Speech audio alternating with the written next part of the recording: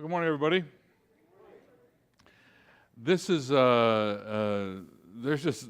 a variety of things going on in people's lives around that are good and challenging and so forth. And there are kind of a number of things I just wanted to touch base on. First, we want to be praying for our missions team to get ready to go to Romania. They leave in 2.5, 3 weeks or so.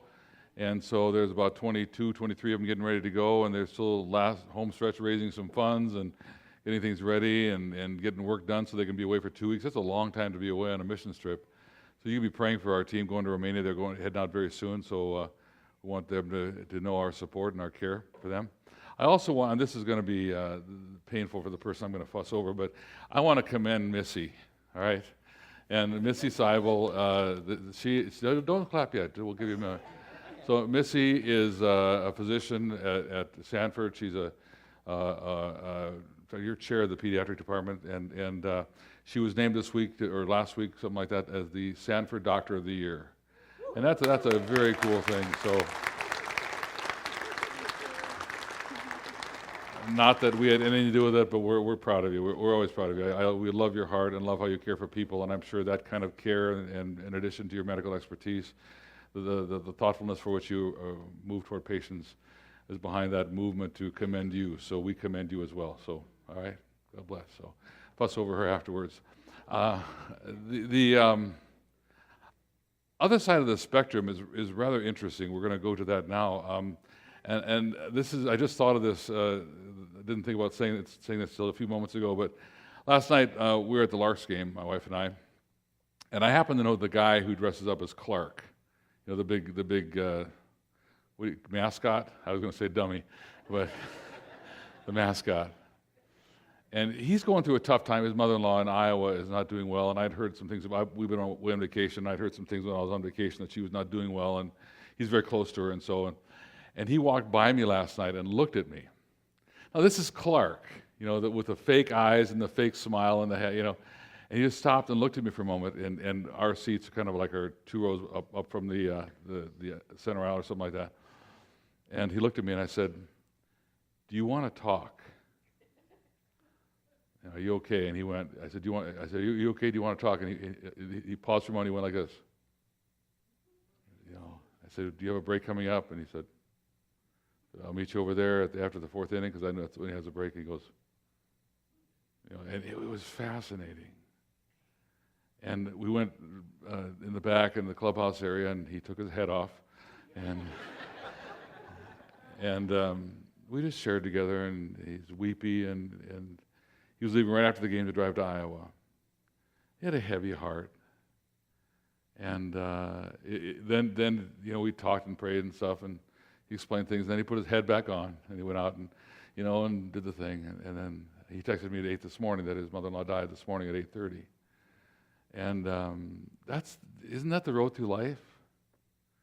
We're called on to be engaged and to help and to in the middle of our stuff. And it goes around. Janine's going through a tough couple of weeks here. That will continue, and other people are hurting. In the middle of happy news, Antone and Bailey, you're months away from giving birth. Well, actually, hours probably, right? There's upsides, there's highs and lows, all this stuff. And we're going to talk about something pretty important this morning. Dan and Julie Seifert are going to be sharing with us. And for those who don't know, they teach at Shiloh, and he coaches at Legacy, and they're the parents of Mason and Carter and Gabrielle and Hunter. And back on February 15th, after a good life of nearly 17 years, and after a challenging, sometimes painful, but always optimistic and faithful 2.5 years journey with cancer, their son Hunter Seifert passed away from this world to the next. And Dan and Julie were embracing him in that moment, along with Gabby and Carter and Mason, and stood alongside their brother. And I know we were trying to recall this morning how many were there, 15 or 20 of us who were also in the room, able to be their grandparents and extended family, and Marshall was there, and extended family, and Shiloh friends, and Krisha was there, and Kirsten. And it was just a holy moment after a very long, very hard, up and down journey. And Hunter's death was a big deal in our city. I mean, the impact was not just on his family, but on Shiloh and other schools, on this church and other churches, all kinds of places. People from the Larks have called me, talked to me, and asked me about how Hunter's family is doing. It's on their mind. I was at the dentist here about a month ago, and a new hygienist and a substitute dentist. And the subject of Hunter came up. You know, those very few moments before they start digging in your mouth and you can't talk, they brought up Hunter. We talked about, and after just a couple minutes, both the dentist and the hygienist were crying. And he touched so many lives. And we had a wedding here yesterday afternoon, Erica and Bill, and she talked to me before the wedding, and they're on their honeymoon right now, but Erica said, I'm so disappointed we can't be at Bismarck Baptist tomorrow. I'm so disappointed I can't hear Hunter and Hunter's parents share. And I said, oh, did you know them? No. But she does. She cares, and there's that kind of connection. We're in this series we're calling Larger Than Life. We're exploring the attributes and the character of God. It's relatively easy to talk about His power and His sacrifice and His commitment to keeping truths and to patience, but where's God in our pain? Where's God when we hurt? That's what we're going to talk about today, but because of our love for the Seifert family and their incredibly gracious hearts, it seemed right to publicly check in with them in this manner here, and we're going to talk more about this next Sunday, and I'm going to do more of a full message next Sunday. I thought I was going to do some of that today, but we talked the other night, and it seems that they have enough to share. It's going to kind of fill the time, but some of what they're learning about experiencing God in the middle of loss, we want them to share with you. So would you please welcome Hunter's parents, Julie and Dan Seifert, as they come on up.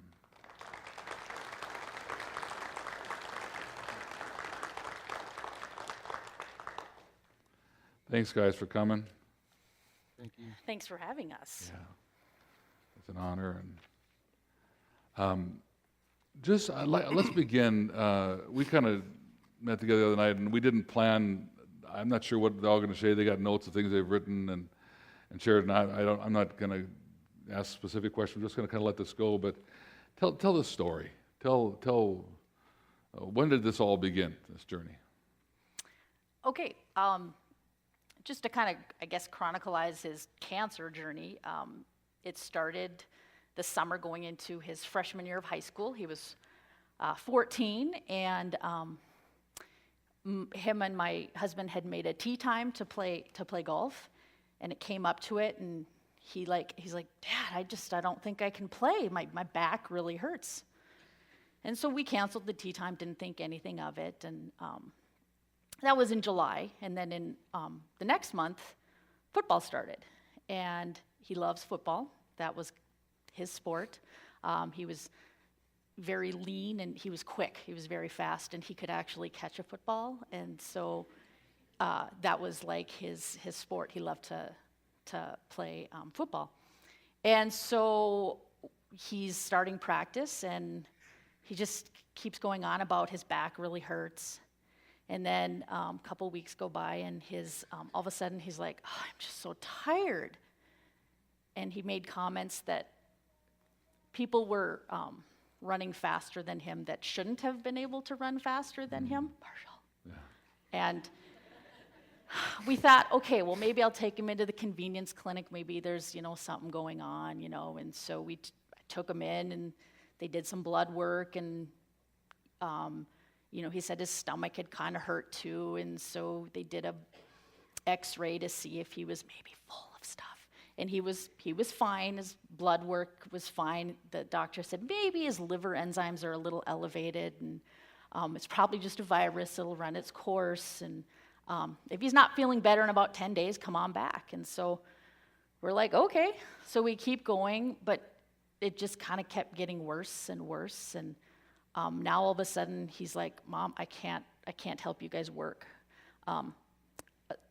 We are teachers, but for the last 16 years we have also owned and operated a lawn service, and that's his source of income. And so that was really puzzling to both of us. That There was that, and then there was football practice. He's like, Yeah. I can't go to football practice. I just have nothing in me. And I'm like, well, that's a huge red flag for as much as he liked football. And so that really got me thinking then. Right, and so we thought, okay, well, maybe it's mono, because If you've ever watched teenagers go to football practice, it's disgusting. They all drink off of the same water. There's like 3 water bottles, and they're all drinking off of the same one. And so, thinking he was tired all the time, and so maybe it's mono. So I actually made an appointment with his pediatrician for a Monday at 2:30, which was kind of a big deal for us because that meant that I was going to miss some work. I used to not miss work. We didn't miss work because that's how we were brought up. Work is work, and you schedule things around work. And so his appointment was at 2:30 on a Monday, and this was kind of alarming to me. He gets in the car then, and he goes, "Oh, Mom, I was so tired at this class right before that I laid down on the floor and I fell asleep and I got in trouble. And so I want you to know that in case, the teacher tells you this, because, well, my kids are teachers' kids, so we hear everything." And so I'm like, "Well, don't worry about it. You don't feel good. We'll figure out what it is." So we took him to his pediatrician over at Mid-Dakota, and she was kind of doing her thing, and she's like, "I'm going to order, obviously some blood tests, but I'm going to order a chest x-ray because I think you have pneumonia. Like, I can't hear anything on your right side." And so, whatever. So, of course, by this time it's getting late, and she's like, "Well, I'll give you a call in the morning and tell you what the, results are." And so I go take him, we do the tests, and we go home, and he makes a beeline for his bedroom, and had been home maybe 2 minutes, and she calls me and says, "There is something really wrong. I have a bed ready for him at St. A's. You need to go directly to the hospital, and we need to see what's going on." And so I'm looking at my husband, and I'm like, "They want him at the hospital." And so I took him to the hospital, and it's kind of neat how everything worked out. My mom was an NICU nurse for 40-some years, and she happened to be working over in the NICU at the time. And so the person that checked us in at St. A's, I knew her because she was a nurse with my mom. And so I said, "Hey, who cares about HIPAA? Can you go tell my mom that we're here?" And she's like, "Okay, good. Since you said it, I can do it." And so my mom was getting off soon, and so she just came over then, walked down, and so she was there with us too. But millions of questions. This doctor covered absolutely everything, and finally she just said, "Let's do a CT scan." So she was taking him back for the CT scan, and she told us, he's not going to be going home tonight. So that was my chance to quick run home and get some stuff for both of us for overnight. And so I did that, and my mom was there, and her and Hunter were having a good time, and I warned you I was going to do this. But yep, hurry it up. Yeah, I know. I can go forever, right? Yeah. Right, Emma, Josh, right? Okay, long story short, she said, "Wow, he has tumors. We cannot help you here. You have 2 choices. You either go to Mayo or you go to the Children's Hospital in Minneapolis." And I threw it back on her. "You're in my situation. Where do you go?" And she said, "Children's, because it's a children's hospital." So the next morning we went, which there was a lot of orchestrating because Hunter's our oldest. We had 3 other children at home. And my in-laws were vacationing in Canada, I think, And so that left my parents, and they took my children. They're still here, so yeah. And the next day, Dan and I and Hunter headed to Minneapolis. This was serious stuff. They said, "You need to be there today. There's no stopping. In fact, if you are not there by this certain point, there will be an APB out on you," because they released him, for this. So that was an interesting ride. They kept his IV in, and your eyes are open to how dirty the world really is. We had made 2 stops on the way. One of them was Walmart, because 14-year-olds aren't very good at doing their own laundry. So I either packed dirty underwear for him or we stopped and got him clean stuff. You have to find the humor in things. Yeah. So, and then the next stop was at a rest area, and that was hard, because when you think about rest areas, it's not that far. You just get out of the car and walk. Well, by this time, because his right lung was 100% Full of fluid. full of fluid. So he was literally operating on one lung. So he had no energy. He made it about halfway up the sidewalk and had to kind of lean on a garbage can. And so that was just really hard to see. Then, of course, when we get to Minneapolis, the hospital's huge, so you don't really know where to go. And so it took us a little while to finally get to our spot. We spent 2.5 weeks in Minneapolis. They were able to diagnose him off of his lung fluid. He had a chest tube put in, which What was the apparently is- diagnosis, basically? his diagnosis was stage 4 alveolar rhabdomyosarcoma. It's a rare pediatric cancer. The problem with it being rare is there isn't really much to, Not a lot of protocols out there. to there's not treat a it. lot of protocols out there, yeah. So while he was in there, he got a chest tube put in because they had to get all that fluid off, and that was completely painful.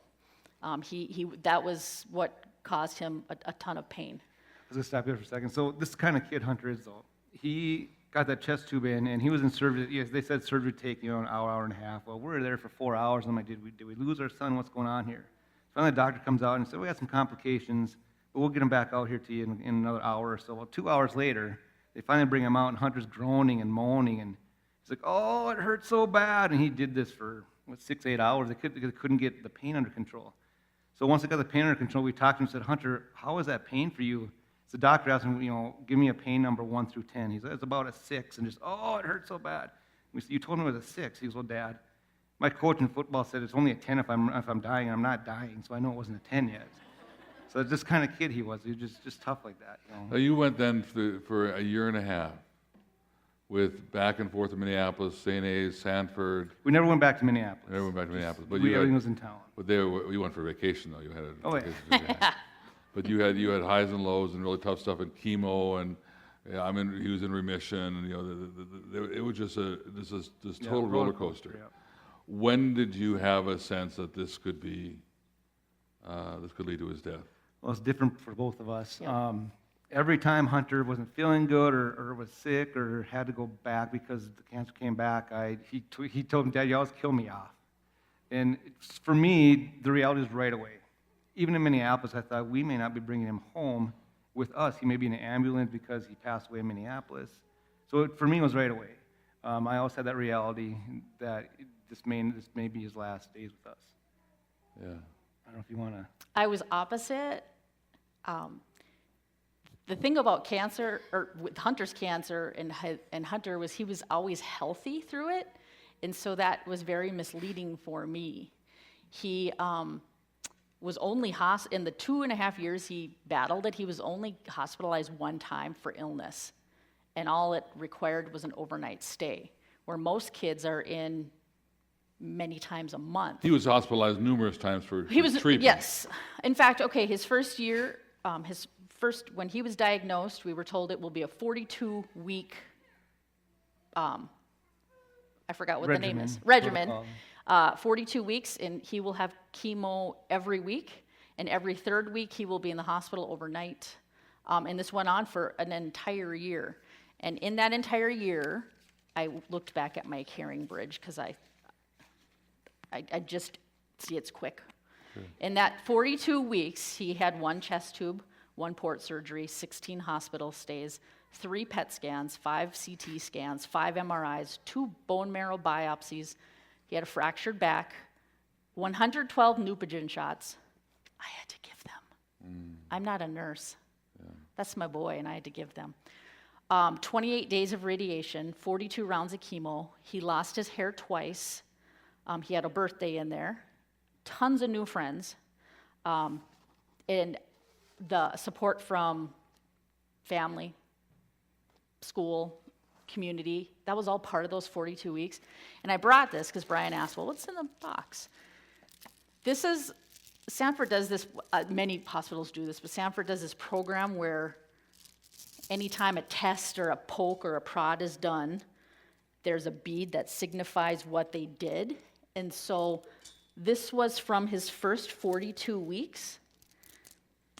And that speaks like more than I can speak when I tell you what he did. So that was his first 42 weeks. He had all those scans at the end to make sure he was cancer-free, and he was. And we celebrated. We went on our first family vacation. We went to Valley Fair, spent 2 days at Valley Fair. It was a great time because the doctor said, you know what, we'll see you in 3 months for scans. Unfortunately, at about the 2-month mark, Hunter's like, you know, stomach feels weird, and so we take him in, it's back. The thing about cancer is once you have used once you've gone through a journey, those cancer drugs are now considered, what did they call them? Useless. Basically, yeah. They can't be used again, okay? And so we had already used 3 of the big guns. So there were 3 more left. So we started another 42 weeks with completely different things. I haven't gotten, it's hard now. So here's all his beads and the string, but it's different now. It's hard now to think about putting everything through. So he went through another 42 weeks, and they never really could get his, until the very end of the second time, they really couldn't get his nausea under control when he would have those hospital chemos. And so when he was in the hospital, the next day he was usually pretty miserable. He was good the day of, but then he was pretty miserable the next day. And then here's a visual representation of his last one. And mind you, this one was from the end of September till February. So this one wasn't as long, but there's a lot of beads in there yet.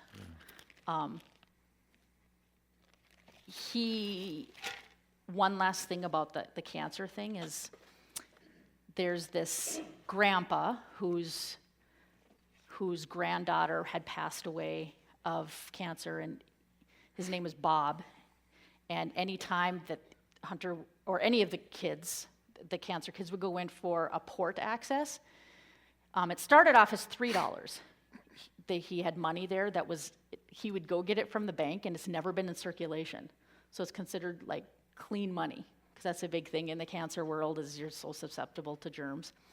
And so every time he got his port access, they gave him 3 crisp $1 bills. Who gave him that?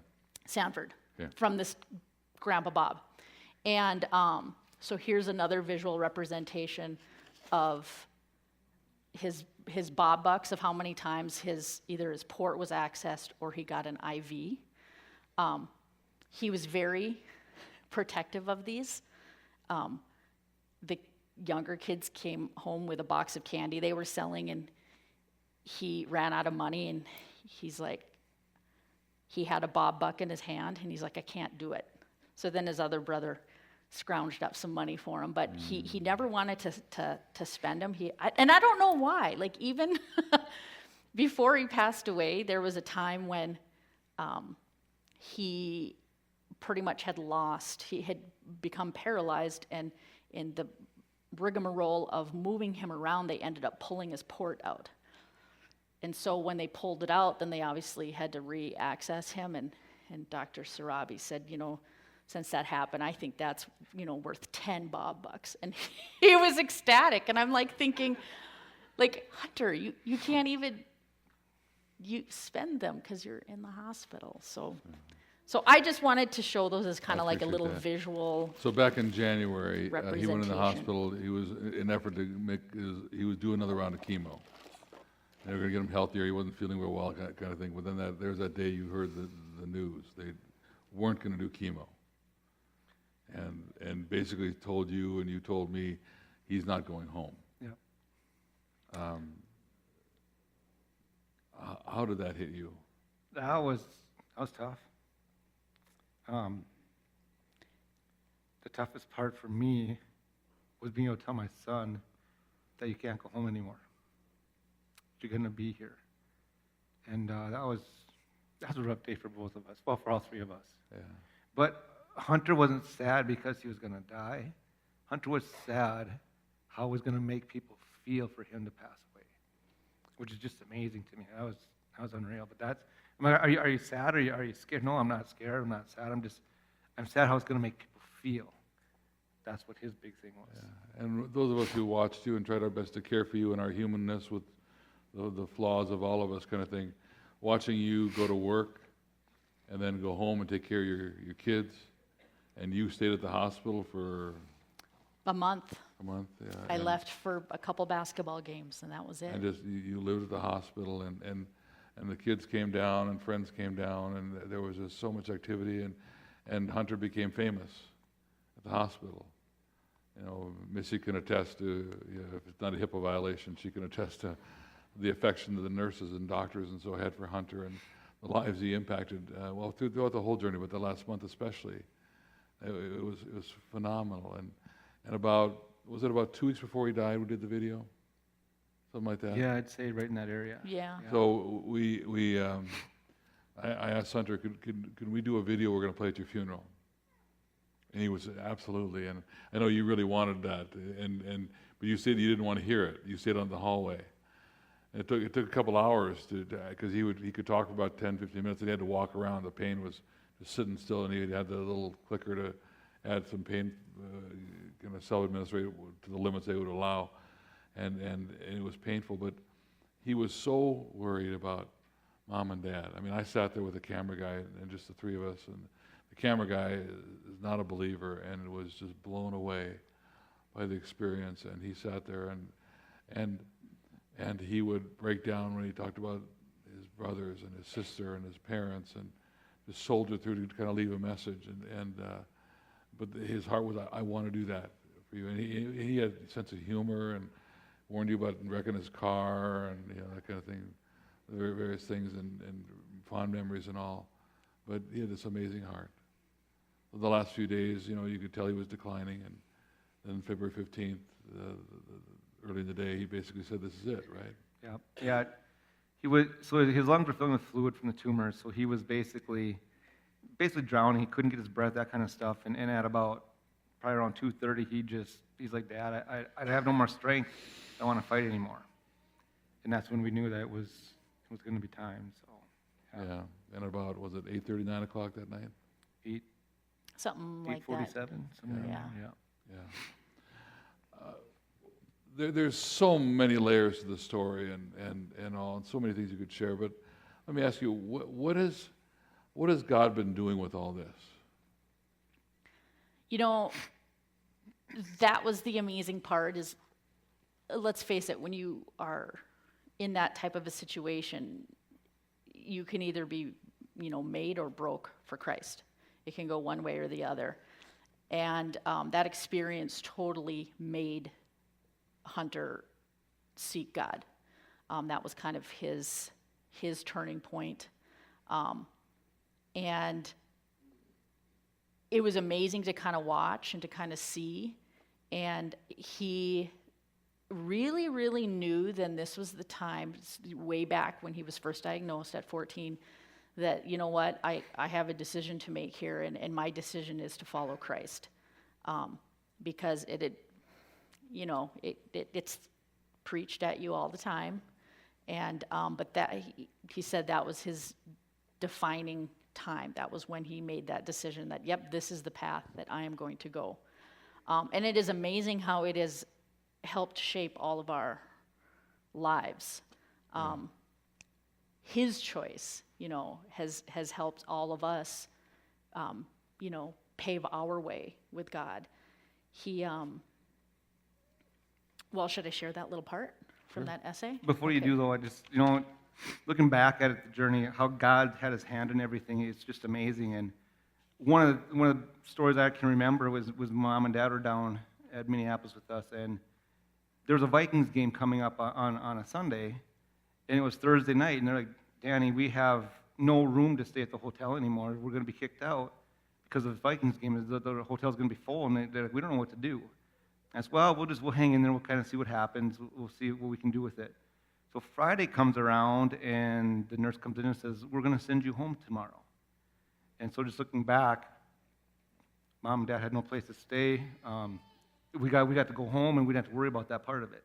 So God just how He helped us through some of that stuff. We didn't have to worry about some of the challenges that we encountered down there. It was kind of amazing to watch how God worked through all of it. Yeah. Read what he wrote. So this this past year, in like September, October, he wrote an essay for a class, and it ended up, it was supposed to be a 2 to 3 page essay, and he made it a 10-page essay, and his English teacher had happened to put part of it on Facebook, and I saw that part, and I told his teacher, I said, wow, I need a copy of that essay. But there was a paragraph in here that has really been kind of like I go read that. And here's what he says in it. He says, when you're thrust into a situation that is like mine or similar to mine, you learn a lot of things. You will definitely learn who you are as a person. You will have all your life choices, good and bad, flash before you, and you will either feel sickened by them or you will be satisfied with what you see. The most important thing that I learned through this is that I need to trust God no matter what happens. I need to stay rooted in Him and try not to stray. Because he was always so realistic about it. Like, he knows we're human. You know, he knows that temptations are there. But he knew that he needed to do the best that he could to stay rooted in Him. And I thought that was pretty powerful from a 16-year-old. And it was really during his second diagnosis that he really started to kind of realize that, hey, I kind of need to let other people know about this also. And I mean, he spoke at a couple different luncheons, and I'd always kind of send spies, you know, people that could listen and things like that. And then they'd, you know, record things for me. And it was always amazing because they'd always ask, like the people that were leading it would ask at the end, well, what specifically would you like us to pray for? And he would always say, I want you to pray for my family because this is really hard on them. Mm-hmm. You know, it was never about Hunter. Yeah.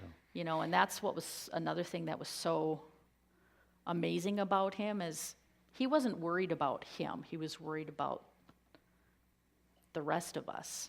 And yeah, those of us who were kind of watching, I mean, Marshall, the night he died, probably 2 hours before he died, 6:30 or so, Marshall, his best buddy, showed up with it and read this thing to him, but no one was sure because his eyes were closed, and was he sleeping, was he conscious? No one really knew, but Marshall pulled up next to his bed and read this thing. It was very touching about, you know, I'm your best friend, we've been best friends, that was the essence. It was kind of a letter for him, right? And Marshall finished, and it was emotional and stuff. And again, did he hear? I don't know. Well, then he pulled up his hand, IVs and tubes and stuff, and he, you know, come here. And he pulled you close, and he hugged his buddy. And Marshall and I talking, you'll remember that the rest of your life. This kindness that was Holy Spirit inspired, and he showed you, and he loved on you, and it was profound the way God continued to shape this young man and use this young man. I mean, some of the ways he used, we were talking about the other day, you know, places like Standing Rock, where you guys spend a lot of time, and lives influence there. Name some of those places. Yep, Standing Rock was one of them where his story was impacted because we both taught down there. Legacy, my husband coaches at Legacy and teaches at Shiloh. I know it's weird, but coaches at Legacy, and what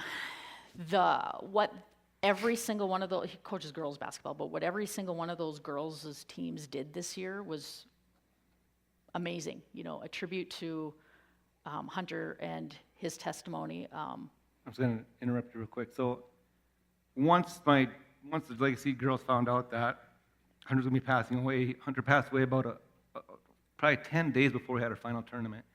So the freshman team, they had their basketball warm-up shirts, and they wrote Team Hunter, but they put a Bible verse on the back. And you do that at public school, it's not a good thing, but whatever, we're going to do this. And so they did the front, put it on his back. And then my team actually, during the tournament, I sat and I talked to the girls, and they were talking to me about the funeral and stuff. And they said, those songs were really good songs at the funeral.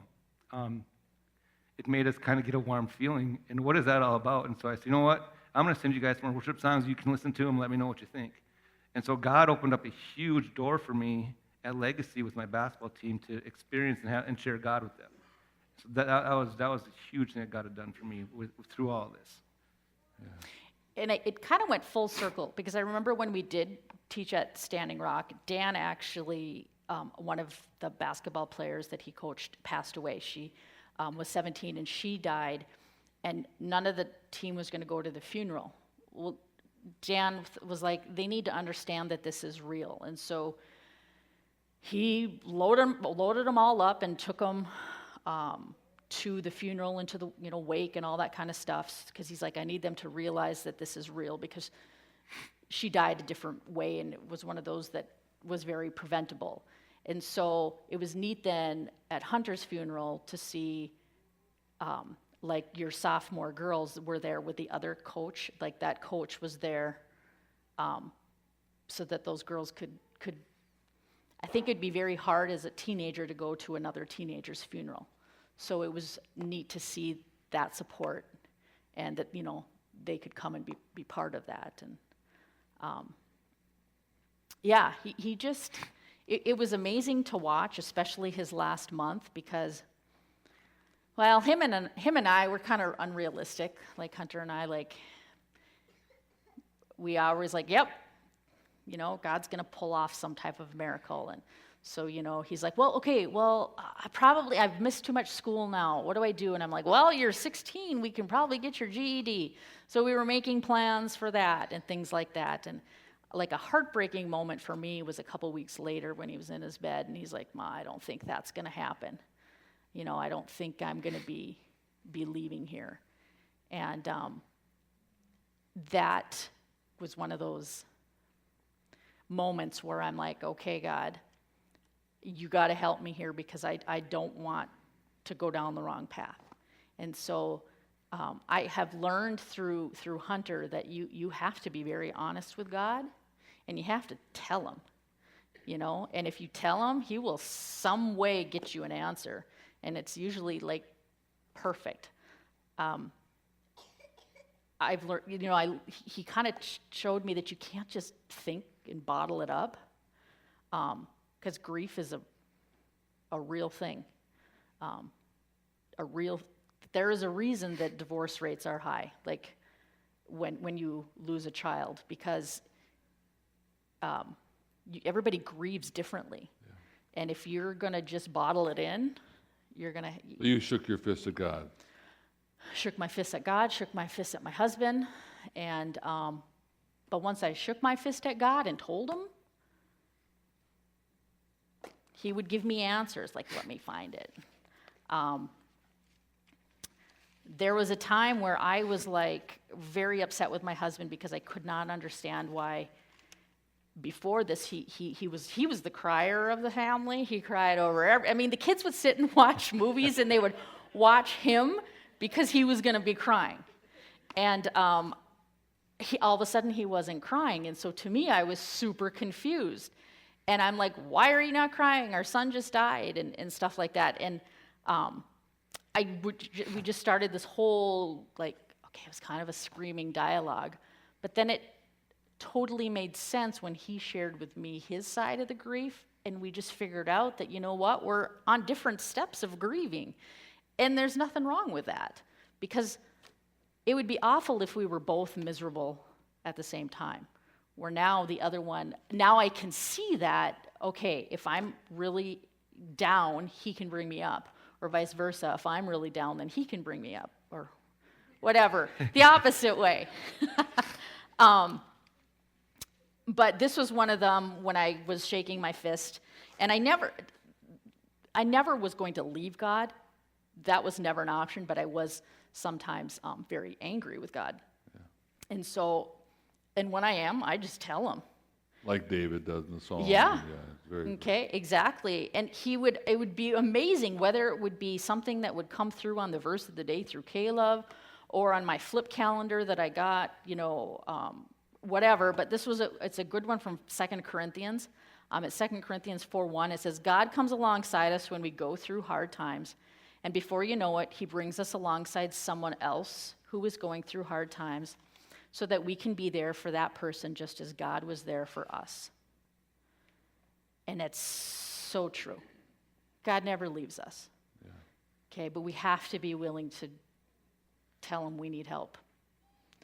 And I do that a lot now. Yeah. Yeah. You guys have handled this with so much grace and so much honesty and frail moments and all, but I love that you baptized Hunter right up there with your boys standing alongside you. I love Gabby, and you brought your parents here, and I always said you're the famous one in me before Hunter, and I love that. Let me put you on the spot a little bit as we wrap up. This is going to seem kind of weird. What do you want to say to your kids? Well, we obviously want you to know that God is always there. We cannot say that we will always be there, and I think you know why, because we have learned firsthand that that's not always true. But they have become much stronger in their faith also, and so I want you to remember to always cling to that, because he is always there. Okay, even in the times it doesn't feel like it, he's there. As Christians, we know we're going to go through hard times. We know it. Just stay with him. I got something written on the bottom here, and it says, if God is with us, who could possibly be against us? So as long as we know Jesus is a personal Savior, as long as we have a good relationship with him, there's nothing that can be against us. So you guys just got to remember that as you go throughout your life. You keep God at the forefront, there's nothing to be afraid of. We're going to talk more about this next Sunday, and so if you're here and this is kind of gnawing at you or something like that, there's a fuller perspective we want to give in terms of reaction. It's not the only answer, but we want to talk about the refuge that God is for us. But I want to, I had them talk to their kids, because now you couldn't say, oh, Mom, Dad, because now everybody's watching, and so that's why we did that. But to all of us, to me, it's so important to remember Scripture's promise and assurance, Psalm 139, where David says, where can I go from your presence? Where can I? In other words, I can't get away. You are always with me, and it's a wonderful thing, and it's hard. Life is hard, and we can shake our fists and kick the dog and howl at the moon, and God will understand. But we can never go from his presence. He is always there. He comforts us. We will all go through stuff, and God is present and will hold us up and will sustain, and it's hard, but he is there. So I want to end our time with just a moment of prayer, quiet prayer, silent prayer for you all. I want to encourage you to pray for this family, and thank you guys so much for sharing what you've done, what you've shared. It's very meaningful for us. Let's pray for them briefly, but then pray for this ongoing awareness of God's presence in your life, the lives of people you know. And thank God. Thank God. Even in our confusion, he is there to care and to encourage and to give us assurance and to see us through and to bring us this confidence. There is a better place, which is your greatest comfort. Totally. That Hunter is fine. Hunter's fine. Yeah. Well, let's spend a few moments of prayer and ask God to guide us, all right?